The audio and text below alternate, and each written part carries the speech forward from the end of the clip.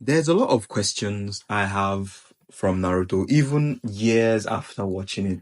There's still so many questions left unanswered.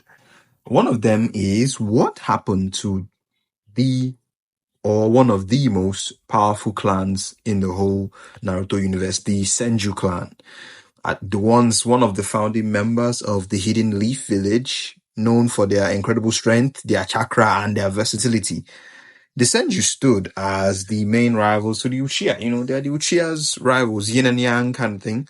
But after like the early days, or would I say the early years of Konoha, they kind of like just vanish into obscurity, dwindle in numbers till the only one we see left is Tsunade. And after that, the clan goes into extinction. So what happened to them?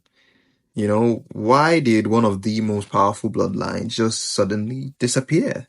So we're going to be taking a look at the reasons. We don't have any definitive reasons, so we're just going to be speculating on our headcanons, theories, and what we think could be the in-universe reasons to what happened to the Senju clan. So first off, let's start with who in fact are the Senju clan. The Senju, also known as the Clan of a Thousand Skills, were descendants of Asura Otsutsuki, the younger son of the Sage of Six Paths. So unlike his brother Indra, who gave rise to the Uchiha, Asura believed in love and unity, over the power of control and force. That ideology carried on through the Senju. They were feared and respected during the Warring States period. One of the most powerful clans, one of the most powerful mercenary clans, known for their powerful shinobi, especially their leader, Hashirama Senju, the first Hokage. Alongside him was his brother, Tobirama, who I have a bone to pick with, but that's in another video. So he later became the second Hokage, who also introduced many of the village's core systems. But despite their power, the Senju weren't actually like brutes, They were tacticians, strategists and teachers and very empathetic people. They preached peace and cooperation, which led them to partnering with their longtime rivals, the Uchiha clan, to create the village hidden in the leaf. It takes a lot of like willpower, I would say, a lot of heart. Let me put it like that. A lot of heart to be able to move past, not overlook, but move past the wrongdoings of someone in order to hold their hand and look to the future with peace and love in your heart. So it took a lot for for Hashirama and the Senju and even the Uchiha to be able to stomach that and start the village hidden in the leaf, you know. But the signs of decline were already there after the formation of the village. Hashirama died during one of the many wars that plagued the ninja world. It's one of those things. This Hashirama's death is another of those things. But that one might even get its own video. It's so weird. In fact, we can just talk about it here. I have no idea how you can kill this guy. How? Would style release. I mean, people just having in later parts of this, which why I think it's like a retcon. I don't know. I don't think Hashirama Kishimoto thought that part through because it kind of feels like that.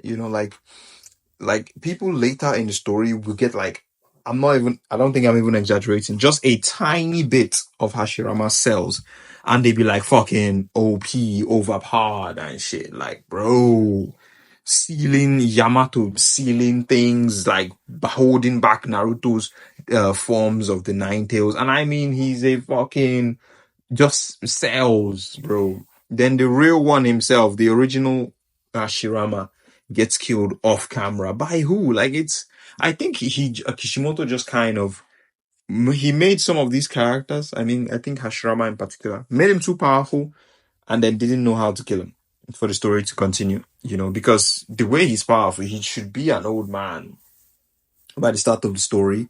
He should be like Hiruzen, you understand? He should still be alive, Okay, Tobirama could have died, even though they said he was very powerful, but we never really see a lot of his feats. Like not too, I don't mean we don't see a lot of it, but we don't see like too much, so maybe we can let that one slide, which that one is still, I mean, he was killed by was it the Genkaku brothers or what's their name again? Like, that was some bullshit, but like, we can kind of let that one slide. But like Hashirama, like nobody could kill you. Like, bro, you were schoolboy in Madara. How? Even Minato himself handled like I think 2,000 plus ninjas during the Third Shinobi World War. Like, bro, you could probably handle like 10,000. Like, bro, I don't think anybody could cook you. So who the fuck killed you? Did you kill yourself? Like, so, it's one of those parts of the stories that always bugged me for real. It's just, it's just weird. But yeah, after that, after Tobirama dies, just following suit after his brother was like, nah, man, you ain't leaving him here in the living world. He decides to follow his brother to get killed. The slowly we start to see less and less of them as the story progresses. We start to see less and less of the Senjus. So let's start some theory time. Let's talk about some, what do we think happened. First off, this one is a lot of people's kind of headcanon. They integrated into Konoha. They forsook their name. The Uchiha prided their name even more. But I think this one, it kind of maybe has a little more weight because the Uchiha, they prided their name and family and all that way more. Because think about it, the Senju are able to, a lot of those Senjus got their own families killed during that war too, and they were amongst the first to come and shake the hands of the Uchiha in peace to start the Hidden Leaf Village, Hashirama included. If I remember, he lost a brother, right? So yeah, you can kind of see it where they don't really they wouldn't, I don't mean they wouldn't miss their name, but they, in order for this new thing they are starting, in order for people, it can be a way to really show people, okay, let's really to show you how serious I am about this village thing that we are starting, that my clan started. You understand? I'll forsake my name and take your own family's name. But man and woman, all members of the Senju, or most members, because we still see Tsunade, but most members, they take on the different families, marry into them, the Hyuga, Abu. I just imagine a Senju member marrying the bug clan, the Aburames. Crazy, man. The Aburames. And okay, maybe even not, because even we see very powerful individuals that are not from the four royal families of Konoha, like Kakashi, he's from the Hatake. We see Guy, Might Guy, they are from the him and his father. We see what they call it. I know we all hate Sakura, but I mean she's a very good medical ninja, if not for anything. So the Harunos, the Namikaze, the fourth Hokage himself, is not from a very popular clan. We don't even know if it's a clan or just a family, Namikaze, but he was one of the most powerful shinobis ever. You understand? So they probably didn't marry into the main clans, because those ones too kind of maybe wanted to keep a lot of their blood, especially that beginning time. They wanted to keep it, they were wary of outsiders, let's put it like that. So I'm guessing they married into the lesser known clans and families, just marrying into them to make them more powerful, so that way they make the village itself more powerful. So I think that might have more, more weight as an explanation, that's in order to even show how much they mean by this Will of Fire thing, that each of the smaller houses and clans in Konoha has some blood of the Senju, So that one is a good theory, Next is this one. This one doesn't really hold too much weight, but like this one doesn't make much sense, to be honest. They were targeted, by enemy villages, especially, like Hashirama's wood style was very powerful, and the other members of the clan are very powerful. So it's, people say that, okay, maybe they were targeted, especially during the beginning time of Konoha, when things weren't stable yet. There was still a lot of fighting, but that one doesn't really make much sense, because I mean, I don't think there's any clan on the planet. I mean, if the Uchiha couldn't kill them, you most definitely are not killing them off. Like, you are not killing them to that level of extinction. Like, I mean, by the time the story is starting, like, there's only like that few of them. Nah, you are not doing that. I don't care which clan you are. So that one doesn't really hold much, weight, you know. But it is fun to think about it, though. Also, there's, another one that is a bit less, it holds even less weight, to be honest. Like selective breeding, like it's a bit more speculative, but somehow, some people believe that maybe the Senju's, incredibly strong DNA came at a price. You understand? We don't really know any full-blooded Senju after Tsunade, and she never had any children. So some fans suggest that maybe the Senju had low birth rates, or maybe infertility problems for their price for their unique chakra and high level of durability and endurance. Now that I think about it, maybe this one holds just a bit, not much, but maybe just a bit more weight than the first one. Not the first one, I mean the second one.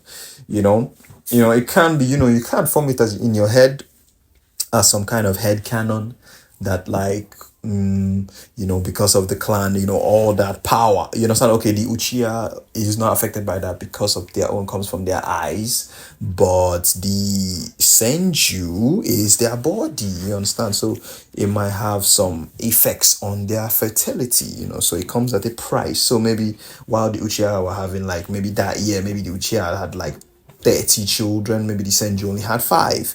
But and because of the way, especially that beginning time, back to back, the first Shinobi World War, the second Shinobi World War, the third Shinobi World War, you understand? So they really had to keep fighting and fighting, and it probably depleted their numbers very drastically, to be honest. And funny enough, now I think about it, you can kind of add all of these theories together. Not like the second one, but let's add the first and the third one together. Maybe if they had that kind of low birth rates, which I don't really think it holds much weight, because if it's that way, they wouldn't have been able to go toe to toe with Uchiha for that long. Now I think about it, because they were fighting that long during the Warring States period for like hundreds of years. They would have been extinct not by the Uchiha killing them, but by their own infertility rates long before even being able to. Hashirama might have not even been born if that was the case. But let's just go with some headcanon. Okay, let's just say it's not that bad, but yeah, they did have some infertility problems, but maybe because they are powerful enough, you wouldn't the Uchiha were still able to beat them even with their low birth rates. You understand? Okay, so you add that like maybe 70 something percent of the population went and married inside other lower class families in Konoha in order to improve their own stock. Then the remaining like 20 something percent decided to continue on the Senju line, but because of the low birth rates, with that drastic percentage of the population changing their name, this percentage couldn't carry on, especially with the first and second Shinobi World Wars going on. So that would deplete numbers very drastically. So I guess you can add those two as kind of like two theories, two kind of headcanons. It is fun to think about it. That is now I think about it, that is a plausible a theory. But alas, all these are just speculations and theory, that the fans come up with. What probably happened is Kishimoto didn't think about it. Like, he didn't think about a lot of things in the stories.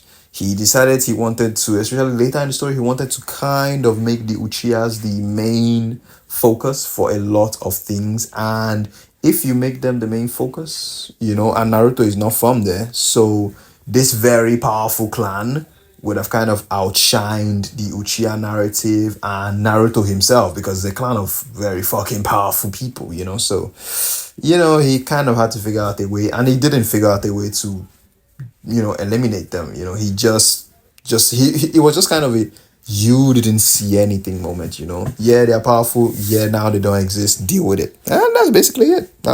That's basically all that happened. So in the end, the Senju clan's legacy, it didn't die, it just simply transformed, their ideology, their will, and even their genetics. It lives on through the village hidden in the leaf. Naruto himself, being from a Namikaze, maybe a Senju married a Namikaze, maybe like decades ago, and that line continued. And Naruto might, funny enough, now I think about it, Naruto is the reincarnation of, I think, Asura too, right? Yeah, Sasuke is the reincarnation of Indra. Or am I tripping? Or is it the other two brothers? I always mix them up. But yeah, correct me please in the comments. But yeah, so Naruto you can in fact say he has some Senju blood in him, you know? So maybe the Senju didn't disappear. Maybe they became the very foundation of Konoha Gakure itself. So what do you think, guys? Let me hear your own idea. Let me hear what you think about the whole situation. What do you think happened? Let me know your thoughts on the Senju Clan, guys. I'll see you guys in the next video.